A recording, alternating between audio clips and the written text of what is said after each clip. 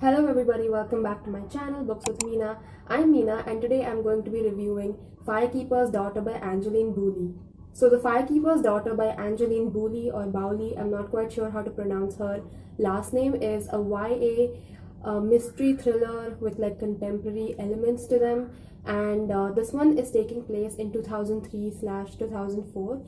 You're following Danis, who is 18 and she has just passed out of high school. She had great hopes and dreams of going to like medical college and pursuing science. She's very smart in that way.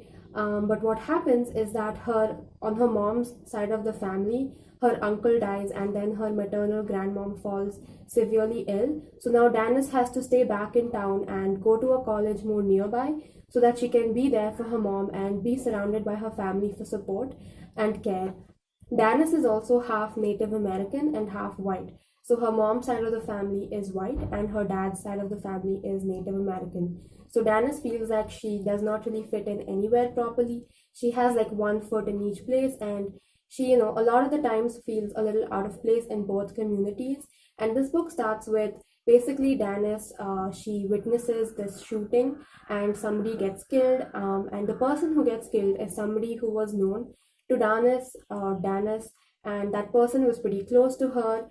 And so this book does have trigger warnings for loss of a loved one, drug abuse, and sexual assault. If you want more specific trigger warnings, then I would recommend you check out Goodreads. So yes, Danis, she witnesses this murder happening, and then she finds out that there's this like undercover FBI police investigation going on in her town, and these people are trying to figure out who is this person who is selling and making these drugs, which has been affecting the youth population of this town, and that has actually resulted in a couple of murders over the past 1 or 2 months. So Danis gets roped into this investigation, and she decides to be this undercover spy for the police officers and the FBI agents, and that is where the mystery element of the story comes into play. The whole who is making these drugs, who is selling them, who is distributing them, what are these channels, all of that.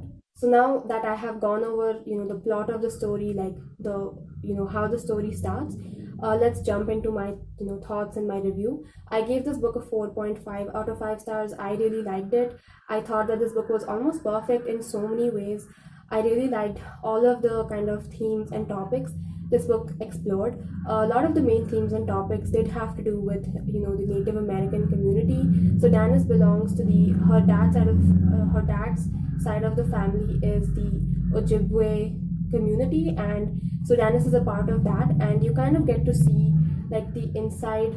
You get like an inside look into this community and the people, the kind of like intricacies and complexities of the people within the community and how they're perceived by people who are not a part of the community, which are basically white people who tend to be kind of racist and stereotype these people and are very like judgmental and apprehensive, that kind of things.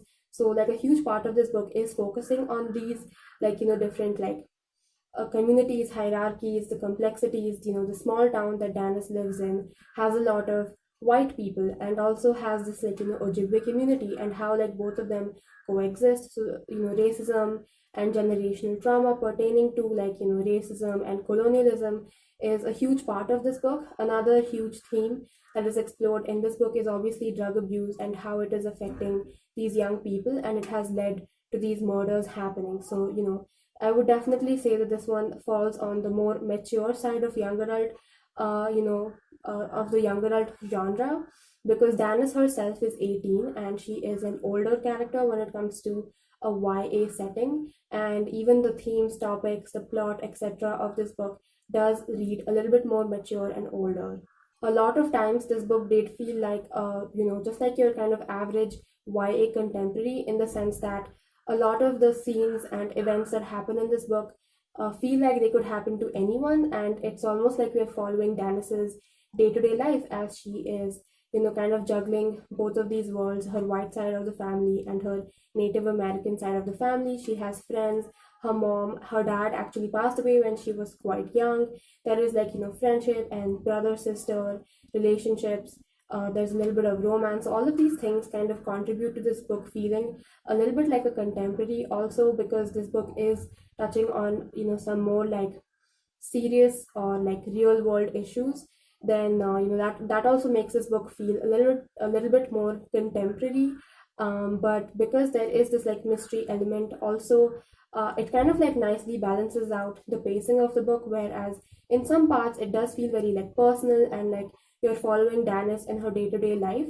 Some parts of the book make you like want to keep turning the pages and wanting, you keep wanting to know more about the plot and who has done it, all of these things. So pertaining to the murder mystery thriller element, I would say that I did not guess who was the culprit at the end of the day, and I would say that I am not much of a mystery thriller reader, so take my, I guess, guessing skills with like a grain of salt, because I don't read this genre, and usually when I'm reading a book, I don't really try to guess what is going to happen next. I just go with the flow of the story. And but yes, for this book, I would say did not see it coming, and I was definitely surprised. So this book did feel very immersive. Like I said, a lot of the things that happen in this book are very much about the day-to-day life of Danis as she is navigating her world, and she's also like kind of coming into her own, almost like a coming of age story. And in the sidelines, she is trying to figure out what is up with all of these like murders and the drugs that are being sold. What I was saying is that this book does feel very immersive in some ways, because you get to see a lot of like the culture of the Ojibwe community. A lot of the words in the book are of that language, and a lot of them actually the meaning is not explained or given. Some of the words, the meanings are given and explained, but a lot of the words it's not given, and that makes the experience very immersive. And this book is also taking place in 2003 and 4, which I found to be quite interesting. I would like to know if this book is like based on some like real things or events that happened. The book is specifically set in this time period, which like is 15-16 years ago, and it doesn't really affect the story much, apart from there are some characters who have like flip phones, and apart from that there is not much of a huge difference. So like I said at the beginning of the video, this book was almost perfect for me, but I did reduce like a 0.5 star because I just had one like negative thing to say about it, I guess. Even though I don't think that I was too bothered by this thing being in the book, but that is the romance. I think Firekeeper's daughter would have done way better without any romance in it, because it just felt a little forced and put on at some times.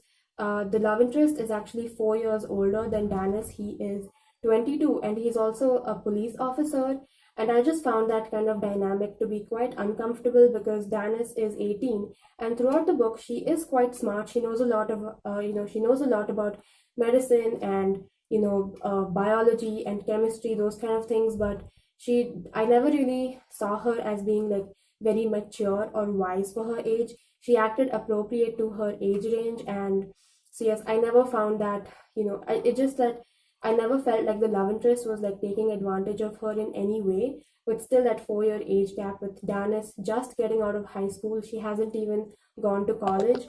I found that to be a little uncomfortable, and I just wish that either the romance hadn't been there, or the author had chosen to make the main character a little bit older, maybe like she's already 20, she's already going to college, that kind of thing. I wish that had been done. Other than that, I don't really have any like other negative or like things that bothered me about this book. So overall, a pretty good book, a solid debut. Definitely recommend read it, that people should read it, because it has a lot of important things to say. But even apart from that, it was well written with like good, well-rounded characters, a lot of familiar dynamics, and just like good writing, which is more like simple and straightforward, but still hits home in like the most crucial moments. So yes, recommend it. And that is it for this review. I hope you enjoyed it. Firekeeper's Daughter came out pretty recently in the month of March, and I'm glad that I read it. Yes, be sure to comment down below if you want to pick this book up, if you have already read it, what are your thoughts on it, and be sure to like, comment, share, subscribe if you wish to do so. And that is it for this video. Goodbye.